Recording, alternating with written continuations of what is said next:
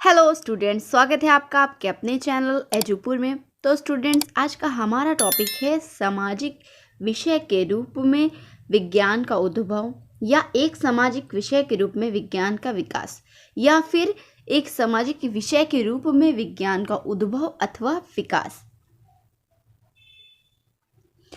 तो स्टूडेंट्स, आज हम बात करेंगे कुछ ऐसे प्रश्नों के बारे में जो विज्ञान या फिर इस टॉपिक से रिलेटेड अक्सर पूछ लिए जाते हैं एग्जाम में, या फिर शर्तियन आते ही आते हैं। तो चलिए जान लेते हैं उन प्रश्नों के बारे में।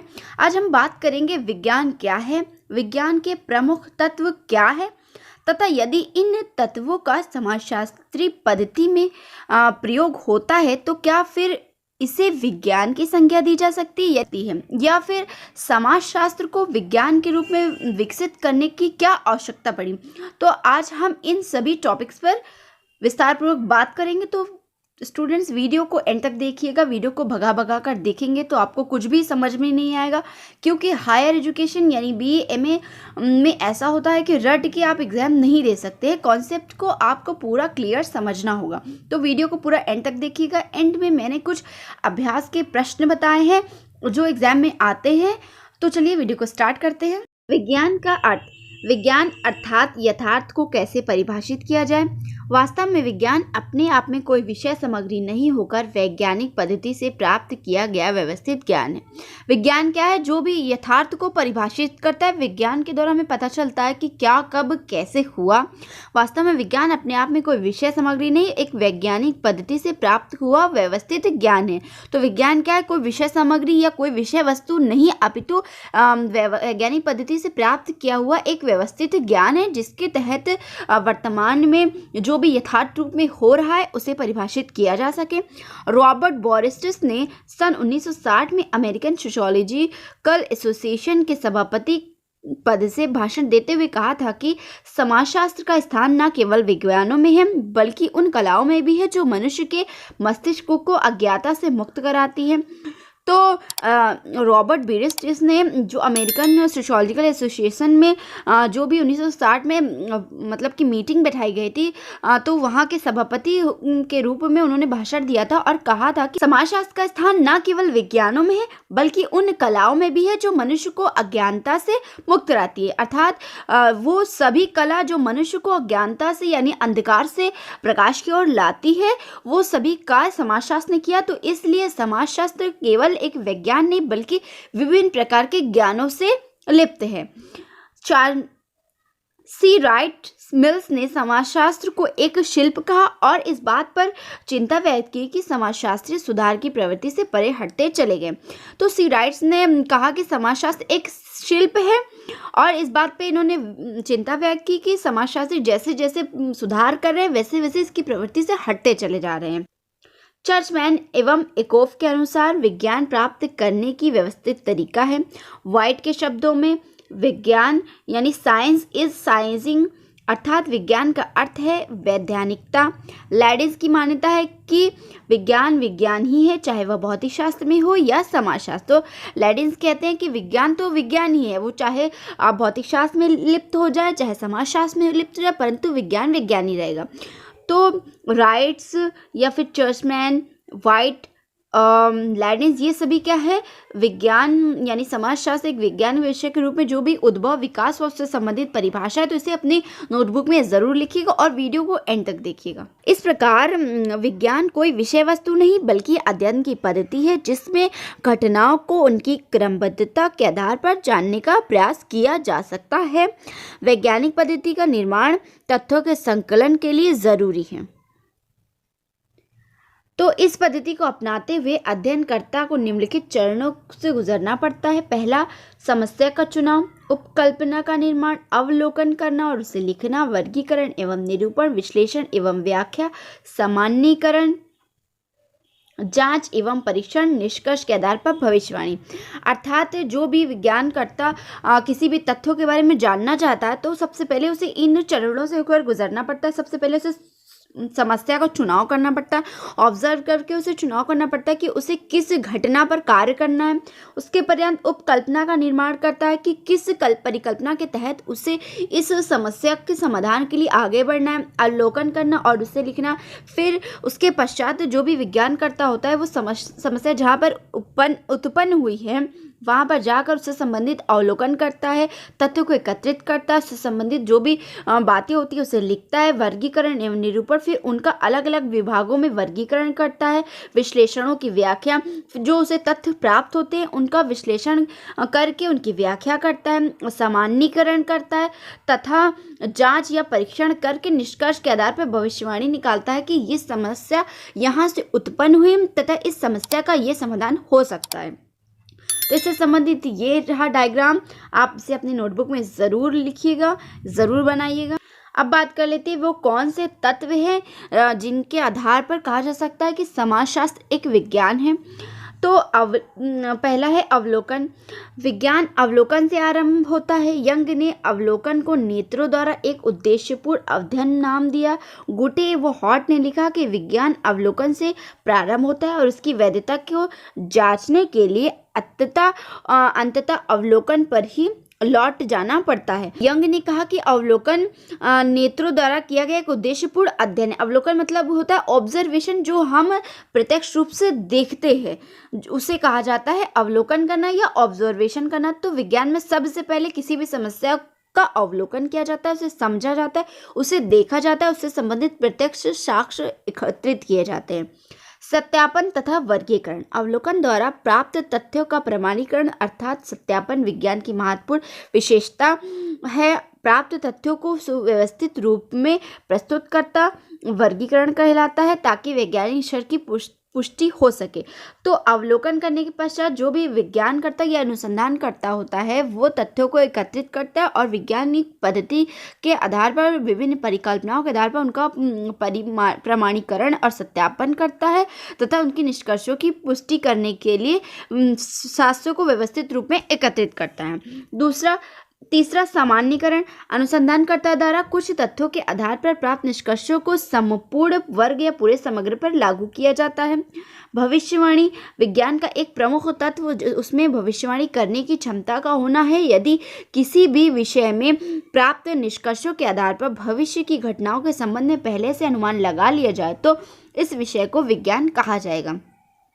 तो भविष्यवाणी क्या है कि जो भी आने वाले काल में होने वाला है उससे संबंध में अनुमान लगा लिया जाए उसे ही विज्ञान कहा जाता है। प्रवृत्ति। ग्लीन व ग्लीन ने वैज्ञानिक प्रवृत्ति को अत्यंत महत्वपूर्ण मानते हुए 5 विशेषताओं का उल्लेख किया।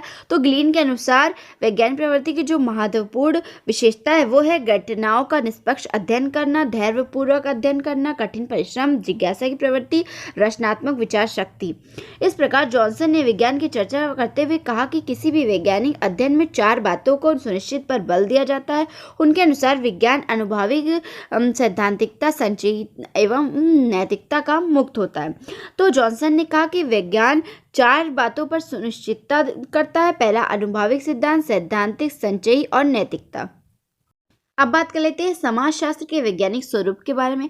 गुप्ता व शर्मा के अनुसार समाजशास्त्र को विज्ञान मानने के प्रमुख आधार या कसौटियां निम्नलिखित हैं। समाजशास्त्री ज्ञान का आधार वैज्ञानिक पद्धति है। तो गुप्ता एवं शर्मा के अनुसार समाजशास्त्री ज्ञान का आधार क्या है? वैज्ञानिक पद्धति है।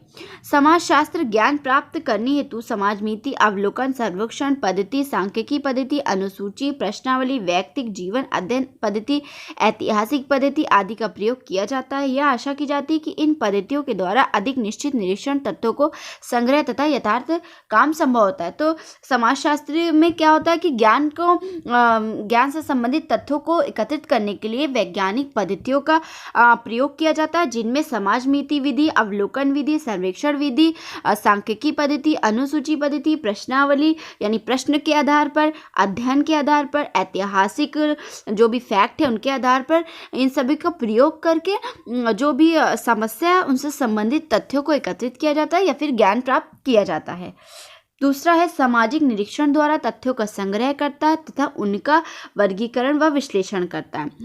तो असंबद्ध या बिखरे हुए आंकड़ों या तथ्यों के आधार पर हर कोई वैज्ञानिक निष्कर्ष निकालना संभव नहीं है। सही निष्कर्ष निकालने के लिए यह एक आवश्यक है कि प्राप्त तथ्यों व्यवस्थित क्रमबद्ध अध्ययन किया जाए।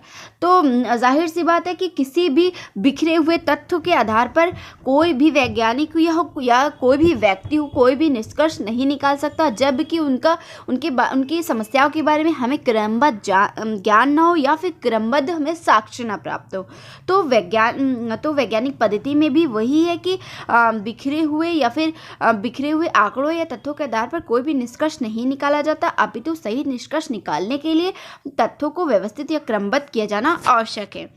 समाजशास्त्र में क्या है का उल्लेख किया जाता है, यानी समाजशास्त्र में क्या है, जैसे प्रश्नों का उत्तर खोजा जाता है, घटनाओं का यथार्थ चित्रण किया जाता है। उदाहरण के रूप में यह संयुक्त परिवार प्रथा या जाति व्यवस्था का प्राप्त तथ्यों के आधार पर ठीक उसी रूप में उल्लेख करता है जिस रूप में वे हैं, ना कि ये बताने का प्रयत्न करता है कि वे अच्छे या बुरे। तो ये कहा जा रहा है कि समाजशास्त्र में किसी भी परिवार या जाति प्रथा के बारे में ये उल्लेख किया जाता है कि वे किस रूप में हैं, ये बताने का प्रयत्न नहीं किया जाता कि वे अच्छे हैं या बुरे हैं। समाजशास्त्र में कार्य कारण संबंधों की विवेचना होती है। कार्ल मार्क्स का वर्ग संघर्ष का सिद्धांत एवं दुर्खिम का आत्महत्या का सिद्धांत कार्य कारण के असंबंध का स्पष्ट करते हुए समाजशास्त्र में घटनाओं, तथ्यों और विभिन्न समस्याओं के कार्य कारण संबंधों को जानने का प्रयत्न किया जाता है। यह शास्त्र किसी घटना या समस्या के पीछे छिपे कारणों को खोज करता है। तो समाजशास्त्र में किसी भी समस्या के पीछे जो भी कारण छुपा है उनको खोजने का प्रयास किया जाता है। उनके खोजने के लिए चाहे कार्ल मार्क्स के वर्ग का संघर्ष के सिद्धांत लगाया जाए, चाहे दुर्खिम के आत्महत्या का सिद्धांत लगाया जाए, चाहे कार्य कारण से असंबद्ध को स्पष्ट करते हुए इस सिद्धांत का लगाया जाए। तो समाजशास्त्र में छिपे हुए जो भी कारण होते हैं, कार्य कारण होते हैं, उनके संबंधों की या तो विवेचना होती है या उनके कारणों को खोजा जाता है। समाजशास्त्र के सिद्धांत सार्वभौमिक हैं। यह सर्वविदित है कि पारिवारिक विघटन सामाजिक विघटन पर आधारित है।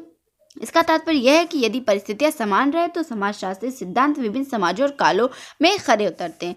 तो समाजशास्त्र के जो भी सिद्धांत है वो परिस्थितियों के अनुरूप बदलते हैं। यदि परिस्थितियां समान हैं तो जो समाजशास्त्री सिद्धांत है वे विभिन्न कालों में या फिर विभिन्न समाजों में खरे उतरते हैं। परंतु अगर परिस्थितियां विपरीत है तो ये जाहिर सी बात है कि यदि परिस्थितियां विपरीत हो जाएंगी तो उनके सिद्धांत का खरा होना उनका खरा होना यथार्थ रूप में असंभव है।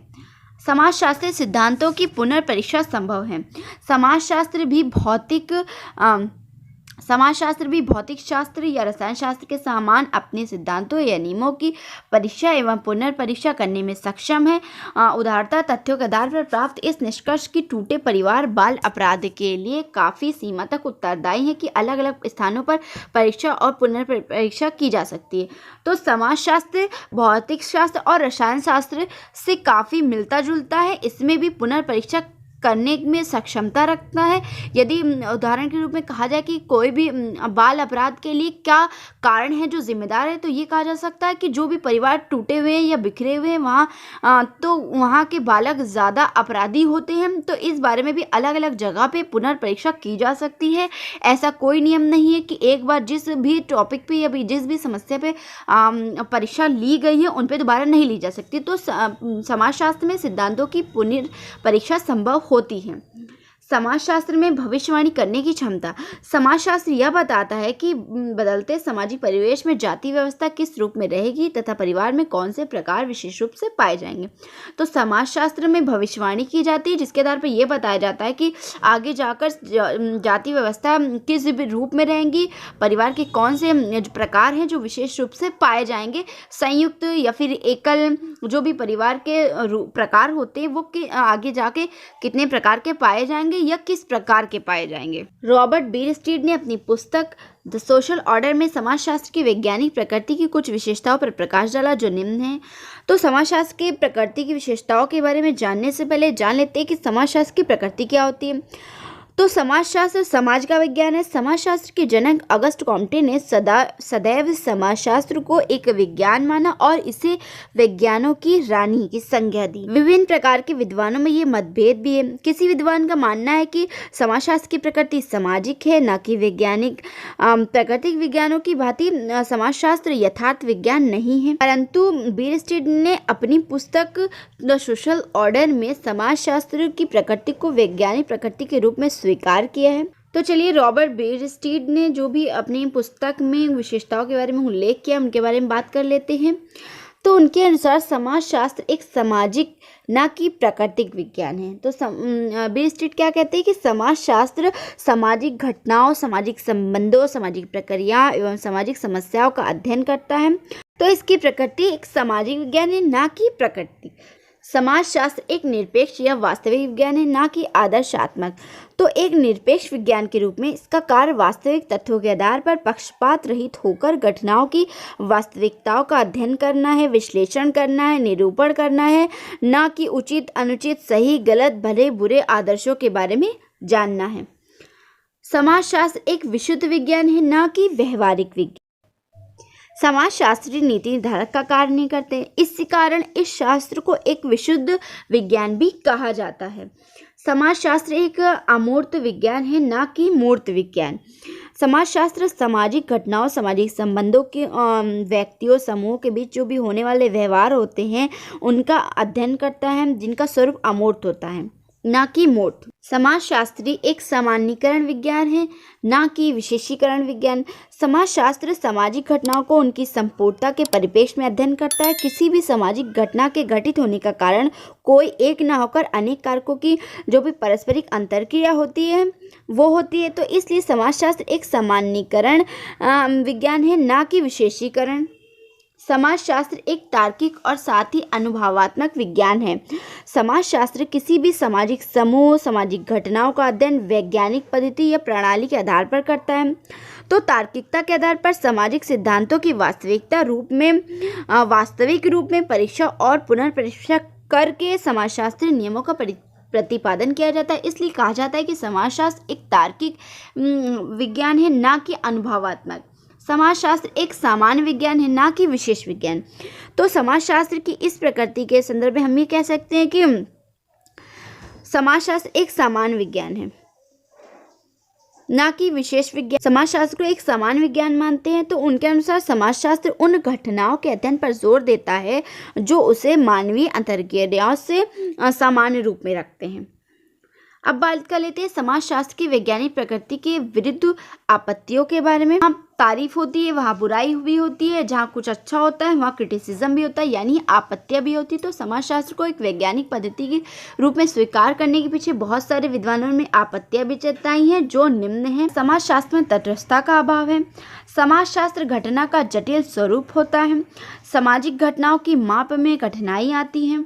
समाज में कार्य कारण संबंध में अभाव है। समाज शास्त्र में प्रयोगशाला नहीं है। समाजशास्त्र भविष्यवाणी करने में असमर्थ। इस प्रकार समाजशास्त्र की वैज्ञानिक प्रकृति व समाजशास्त्र को एक विज्ञान के रूप में मानने या समझने में विद्वानों में मतभेद है, किंतु इस बात पर सभी एकमत है कि समाजशास्त्रीय अध्ययनों में वैज्ञानिक पद्धतियों का प्रयोग किया जाता है। तो चलिए कुछ अभ्यास प्रश्नों के बारे में जान लेते हैं जो इस टॉपिक से रिलेटेड एग्जाम्स में आते हैं। पहला, विज्ञान क्या है? क्या समाजशास्त्र एक विज्ञान है? समाजशास्त्र की वास्तविक प्रकृति पर प्रकाश डालिए। समाजशास्त्र की वैज्ञानिक प्रकृति का विश्लेषण कीजिए। वैज्ञानिक पद्धति के प्रमुख तत्व क्या हैं? समाजशास्त्र का एक विज्ञान के रूप में विश्लेषण कीजिए। विज्ञान से आप क्या समझते हैं? 4 पंक्तियों में बताइए। समाजशास्त्र समाज का विज्ञान है, किसने कहा है? तो स्टूडेंट्स, इस प्रकार के क्वेश्चंस टिप्पणी में आ सकते हैं, जैसे कि ये विज्ञान से आप क्या समझते हैं? समाजशास्त्र समाज का विज्ञान है, किसने कहा? उम्मीद करती हूँ आपको आज की वीडियो पसंद आई हो। अगर वीडियो अच्छी लगे तो वीडियो को लाइक कर दीजिए। अगर आप मेरे चैनल पर नए हैं तो चैनल को सब्सक्राइब कर लीजिए और साथ में लगे बेल आइकन को भी प्रेस कर दीजिए, जिससे आपको मेरी आने वाली वीडियोज़ की नोटिफिकेशन मिलती रहे।